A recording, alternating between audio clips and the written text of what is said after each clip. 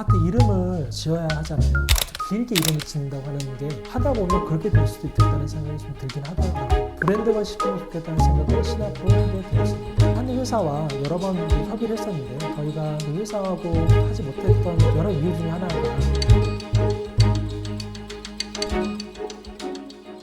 한 사람에게 브랜드는 이름이기도 하겠죠. 저는 이원영이라는 사람이고요. 근데 이 이름 안에는 여러 가지 것들이 담겨 있죠. 그런 얘기를 좀 해보는 게 좋을 것 같아요. 아파트도 단순히 이름이라고 생각하게 되면 우리가 논의를 깊이 하기가 좀 어렵겠죠. 보기 좋은 이름, 그럴듯한 이름을 지으면 되겠지만 브랜드는 이름의 차원을 훨씬 넘어서는 좀 더 구조적인 이유를 갖고 있다고 생각합니다. 제게 있어서 브랜드라는 거는 하나의 구조이자 시스템이라고 생각을 하고 있어요. 거기다 하나 덧붙이자 그러면 브랜드는 결국 이야기라고 생각을 합니다. 구조이자 시스템은 사람들에게 그 자체로는 어떤 설득력도 이유가 될 수도 없어져요. 하지만 구조이자 시스템이 이야기로 전달되어질 때 사람들은 이해하고 감흥하고 반응하게 된다고 생각을 하거든요. 저에게 있어서는 브랜드라는 거는 제가 살아왔던 이야기, 제가 살아가고 싶은 이야기가 담겨져 있는 구조이자 시스템이라고 생각을 합니다.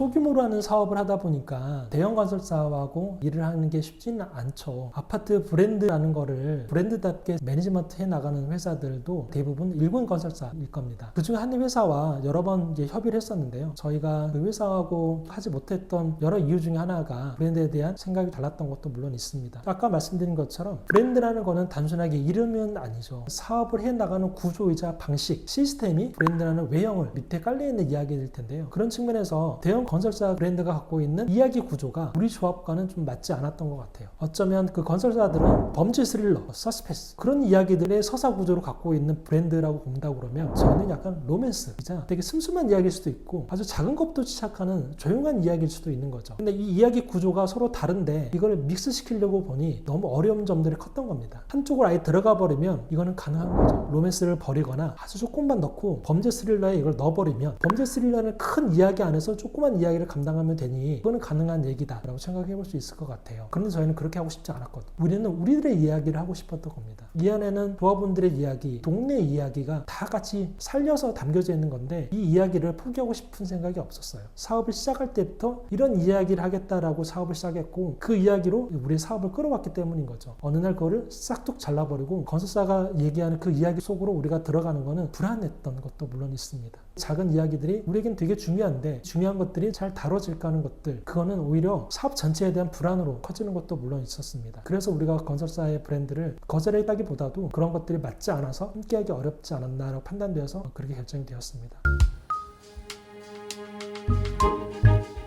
저희가 사업 시작할 때 조합의 이름을 가운데 개운산 마을이라고 만들어서 넣었거든요. 개운산 마을로 이름을 짓고 나니까 아파트 이름을 지어야 하잖아요. 아주 길고 긴 이름이 될 것 같았어요. 시어머니가 못 찾아오게끔 하려고 영어로 하고 아주 길게 이름을 짓는다고 하는 게 농담이라고 볼 수도 있긴 하겠지만 하다 보면 그렇게 될 수도 있겠다는 생각이 좀 들긴 하더라고요. 그래서 개운산 마을이라는 이름으로 사업을 하는데 이거를 사업을 하면 할수록 어떻게든 이름을 새로 지어야 될 필요가 있다 라고 생각했었고 이름을 단순히 짓는 걸 넘어서 브랜드화 시키면 좋겠다는 생각을 신압으로 하게 되었습니다. 단순히 이름만 짓는다고 치면 듣기 좋은 이름, 발음하기 쉬운 이름을 선택했을지 모르겠는데 사업의 기본적인 방향과 가치관, 철학 이런 것들을 반영해서 이름을 지어보겠다고 생각하니까 그거는 단순하게 네이밍, 이름의 차원을 훨씬 더 넘어서는 아주 깊이 있는 얘기를 할 수밖에 없어지더라고요. 그 지점에 닿아 있는 게 브랜드였던 겁니다. 이름 짓기를 넘어서는 브랜드까지 나아간다는 것은 우리가 어떤 생각을 하고 있는지를 분명하게 얘기를 한다는 것을 뜻하고 있는 것 같아요. 그렇게 해서 이 브랜드라는 것을 만들게 되었습니다.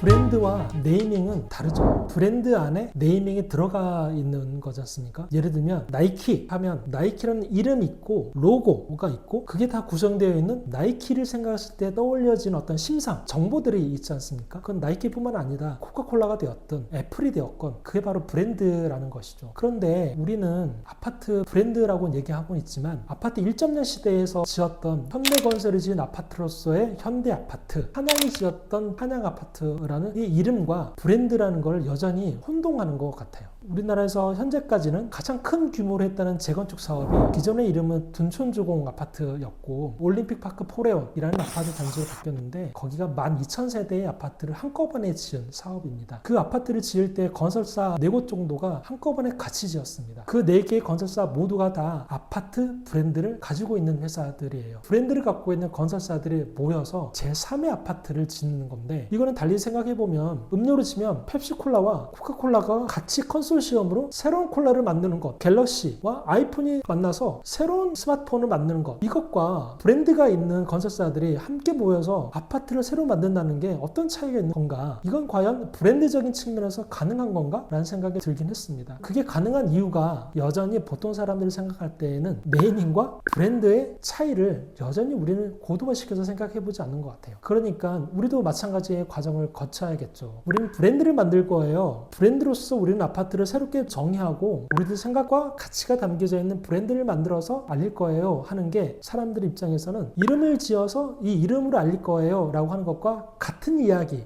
받아들여지는 겁니다. 그러다 보니까 가장 힘든 점은 이게 차이가 있다는 것을 설명하는 것, 설득해내는 게 굉장히 힘들었습니다. 특히 우리 조합원분들께서도 비슷한 관점을 늘 유지하고 계시죠. 이름을 짓는 것과 브랜드를 만드는 것의 차이를 명확하게 이해하기가 좀 어려웠던 것 같아요. 이름을 생각한다 그러면 발음하기 쉬운 이름 혹은 들었을 때 잘 각인이 되는 이름을 생각했을 것 같아요. 그와 같은 이름이 중요하고 그와 같은 이름을 선택해야 된다고 주장하시는 분들도 많으셨습니다. 그런데 브랜드는 그걸 포함하고 있는 전체적인 이미지이자 조건과 구조와 시스템을 뜻하고 있는 것이잖아요. 그러다 보니까 우리는 우리가 사업을 전개해왔던 이 방식과 철학과 생각들을 잘 담을 수 있는 브랜드가 어떤 걸까라고 생각을 했었고 브랜드의 한 부분으로서의 이름은 브랜드라는 가치를 충분히 잘 담아내는 이름이어야겠다라고 생각했던 겁니다. 그렇게 해서 커먼즈라는 이름을 선택했고 커먼즈라는 이름 안에는 우리가 담고 싶은 모든 이야기와 구조가 담겨져 있는 브랜드로서의 가치가 있는 의미를 담고 있는 네이밍이지 않았을까라고 생각을 합니다.